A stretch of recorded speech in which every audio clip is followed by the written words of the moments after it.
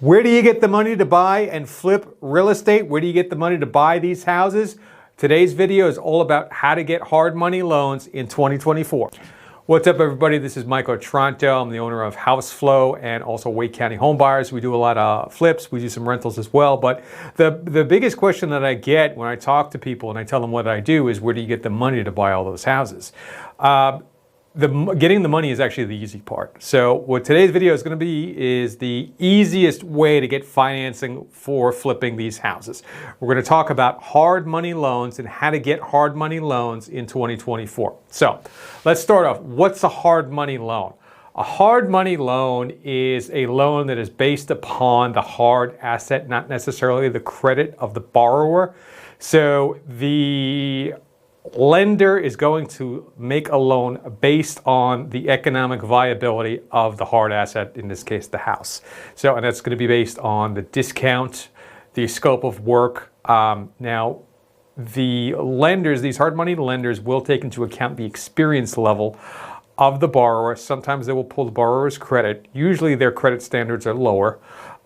Note that these loans cannot be used for owner-occupied property. So if you want to employ a house hacking strategy, a hard money loan is not going to work. You cannot occupy the property that you're getting a loan for. This is for house flippers only. These are primarily short-term bridge loan style financing. So if you're going to get a hard money loan, what are the things that you need to look out for? Now, there is a fee structure with these hard money loans. Since they are investment loans and the houses that are being bought generally are being renovated, so they're generally not in good condition when the borrower requests the loan. A lot of times these houses are not eligible for bank financing because of their condition. They might have roof leaks. The heating and air conditioning might not function, which would exclude it from any type of FHA or even sometimes a conventional loan. So these hard money loans, they are meant to provide the borrower with liquidity. I'm going to get into the advantages and the disadvantages later, but let's talk a little bit about the fee structure and what these hard money loans are actually like. So you have to pay interest to borrow money. So you can have an APR, annual percentage rate. Generally, these hard money loans, they're going to start at about 8% and they're going to go all the way up to 15%. I would say the average interest rate for hard money loans is about 12%. So these are investment loans. The asset itself is going to be distressed. It's going to need renovation. It is a higher interest rate loan. Now, the thing that if you're going to go out there and get a hard money loan to fix a property, you're going to want to ask about the interest rate, but the interest rate isn't necessarily the most expensive part of the hard money loan. You're going to want to ask about fees. Fees are big in hard money loans. So you're going to want to ask about documentation fees, attorney fees, anything like that. Those can be anywhere from $500 to $2,000. You're going to want to ask about an application fee. The other fee that you want to ask about is there's something called an origination fee, also known as points. Points, sometimes referred to as discount points, but more properly referred to as loan origination fees. 1%, 2%, 3% of the loan, sometimes 1.5%. And what that is if you're borrowing $200,000 and you have a 1 point with 1 point, that's a $2,000 fee. If it's 2 points, it's $4,000. You're going to want to know interest rate and points. That's usually the first questions that I ask. Interest rate and points. Also, what other type of fees are there? Now, the most common type of fee is called a draw fee. And with these hard money loans to buy real estate to flip, you can borrow a percentage of the purchase price and a percentage of the renovation funds. So let's just say that all in this house that has an after repaired value of $200,000, let's just say that you need to borrow $100,000. They're probably going to loan you about $90,000. That will include the purchase price and the renovation. So now the draw fees are, what a draw fee is they're not going to give you the renovation funds up front. So let's take the example of a $200,000 ARV house is worth $200,000 after you are renovated, $200,000 ARV.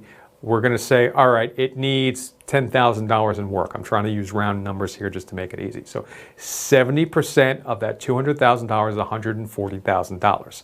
So That is the 70% of the after repaired value, and then you're going to need $10,000 to renovate it. So the total loan amount in that situation would be $150,000 because that's 70% of the ARV, $140,000, and then $10,000 to renovate it. So $150,000 you need to borrow. Generally speaking, the hard money lender usually is going to loan you 90% of that amount. So what does that mean? 90% of $150,000 is $135,000. That's generally what they're going to loan you because you need a whole total of $150,000 to basically need a purchase price, and then you need renovation funds. So the points that you borrow, that 2% origination fee, that's going to be based on that amount. So you're looking at about, so the thing about the points is they do make the loan much more expensive. I'm always going to ask about an APR, annual percentage rate, and points. You're going to want to know different types of fees that they charge. The draw fee would be if, let's just say that $10,000 renovation money that you need to renovate this property, let's say you send your painter in there and it's $5,000 and you need to pay your painter, then they hold that $10,000 in escrow. And that what you need to do is draw that $5,000 out in exchange for proof that the work has been done. Sometimes they'll charge you a fee to do that. That can be anywhere from $150, $300, $400. You're going to want to know that in advance and just bake that in to your calculation for what you need to offer on the property. So it is, hard money loans do allow you to borrow most of the purchase price and most of the renovation funds. Generally, you only need to come up with 10%, but let's just say with the example we had with a $200,000 ARV, $10,000 in renovation costs. So your total loan amount, 70% of the $200,000 ARV is $140,000 plus $10,000 in renovation costs. It's about $150,000. They're going to loan you 90% of that. So you're going to have to come up with 10%. That's going to be, you're going to have to come to closing with about $15,000. Now the points, this is the thing about points. Loan origination fee, better known as points. This is very important. This is not talked about in a lot of these videos on borrowing hard money, but points can be paid in one of two ways. You pay them at closing or you pay them when you sell the property. Now, keep in mind, if you have to come to the table with 10% of that purchase price we just talked about, that $15,000, and you have to pay 2 points, let's just call that $3,000. If you pay the points at closing, now you're going to have to pay $15,000 plus the $3,000 in origination fee. So you're going to have to come to the table with $18,000. Now you have a second option. You can roll the points into the loan. What does that mean? It basically means that you will pay the points when you sell the property, but that interest rate that we were talking about just now, anywhere from 8% to 15%, you will be financing those points. So your loan amount will go up by $3,000. So you'll be paying interest on that fee. So just keep that in mind. A lot of these channels don't talk about that, but that's very important. So the other thing is terms. We talked about the LTV, the loan to value ratio. So most of these hard money lenders are going to say their maximum loan amount cannot exceed 70% of ARV, and they'll only loan you 90% of that number. So you got to come to the table with 10% down. Something else that you need to be aware of, something called an extension fee. What an extension fee is if you don't pay them on time, you have to extend the loan. They're going to charge you. Sometimes they're going to charge you for that. If it is, let's just say it's 12% with 2 points, they might charge you a 1 to 2% extension fee, which is going to be that $3,000 we just talked about. It could be anywhere from $1,500 to another $3,000. You should ask if there are extension fees. You're going to want to ask. You're also going to want to ask when you borrow the money, how long is the duration of the loan? The most common number I hear is 6 to 9 months. Sometimes it's a year, but if you expect to have your renovation done in, let's say, 3 weeks, by the time you close, you get the renovation done, 3 weeks, and you're going to have to put it on the market and then wait for a buyer to come. That's going to take some time. Average days on market, let's just call it 20, 25 days. That buyer is going to take at least 30 days to get financing, sometimes 45 days. You have to make sure that that buyer can come to the table with their money, close everything out, and you can pay your loan back.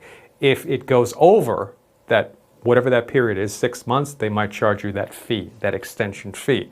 Ask about that up front, because it can get very expensive. That will eat into your profit. Where to get hard money loans? I prefer private money, but I'm going to talk about two different types of hard money lenders. There are the institutional hard money lenders. Those are usually big companies, and some of these big companies are Kiavi, Anchor Loans, Dominion Financial. You have Lima One is another one. I've done business with Kiavi. They're a good company. I've used them. They are national hard money lenders. They have lots and lots of money, so they will loan generally all over the United States. They will almost always have the funds that you need. They're also local hard money lenders that will usually loan statewide. Usually they can be found at your local Real Estate Investors Association, your local RIA. They're good. Generally, their rates and their fees are lower than some of the institutions. The only drawback of using those local companies is that they do run out of money sometimes. A lot of times all their money is out. So a lot of times if you have a property under contract and you need funding, you can start with them, and if they're out of money, you can try one of the institutional hard money lenders. So I just gave you a series of companies, hard money lenders, national hard money lenders. I'm going to leave a link, or I'm going to leave those names in the description. Remember, like this video, subscribe to the channel, hit that notifications button. There's going to be videos coming out weekly. You now know where to get your hard money loans. The companies I just gave you, you can also do a Google search, and there's plenty of companies out there that will loan on real estate. The other thing is there are sometimes hard money lenders that are individuals. Generally, they are a flat 12 and 2, but they won't loan to you if they don't know you. Generally, they won't charge any fees. Generally, they're better to borrow money from, but they do run out of money very frequently. So the easiest place to get these hard money loans is with the big companies, because they will always have money. You do have to come up with that 10%, but keep in mind, and this is very important, don't ever let a lack of money stop you from buying a house or putting a house under contract, because take this into consideration. When people ask me, where do you get the money to buy all these houses? They assume that I have a checking account with all this money stacked up in it. But let's look at this for a second. These hard money lenders, what they do is the large national companies have to file all paperwork with the SEC. That's the case with the national institutional hard money lenders and even the statewide local hard money lenders. They have to file all their paperwork with the SEC. But they're not super wealthy individuals that are loaning their money out. They are a company that sources money from other accredited investors. They'll pay them, let's say, 8% interest on their money. Then they take that money, loan it out at the 12% interest, and they keep all the fees. So these hard money lenders, they're not using their own money to loan out. They're sourcing their capital from somewhere else. And that's kind of that whole concept of other people's money, OPM. Most of the investors, even these institutional buyers, these iBuyers we're talking about, they're hedge funds that are sourcing money from other sources and investing it on their behalf. They're not using their own money. A lot of times, local private money lenders that loan their own money, whether it's out of an IRA or their own pool of funds, a lot of times they will take out lines of credit against their current real estate and loan that money out, HELOCs, home equity lines of credit. So a lot of people are leveraging other sources of money to buy real estate and actually to loan money out, because real estate is considered to be a safer investment, so it's very easy to borrow against and it's very easy to leverage. So don't ever let this perception of I don't have enough money to stop you from buying houses. Even the hard money lenders, these banks, even large banks, national banks, they're not loaning their own money out. They're borrowing their money from central banks. They're loaning out their depositors' money. So keep in mind that OPM is a pretty much accepted term used by all investors everywhere. Don't ever think that just because you don't have X amount of dollars in your checking account means that you can't buy real estate. So one strategy that's advocated is called the BRRRR strategy, BRRRR, and that's basically buy, renovate, rent, resell, repeat. That's what it means. They're an advocate of saving up your own money and then using that over and over again. I actually don't like that strategy. I prefer to borrow money from an investor or a hard money lender so I can do multiple projects at once. That's just the way I like to run my business, but it's up to you. So, like this video, leave all your questions in the comments below. Let me know, are you currently looking for hard money lenders? How many flips have you done? Let me know in the comments below. Subscribe to the channel and hit that notifications button. There's going to be more content coming. See you soon.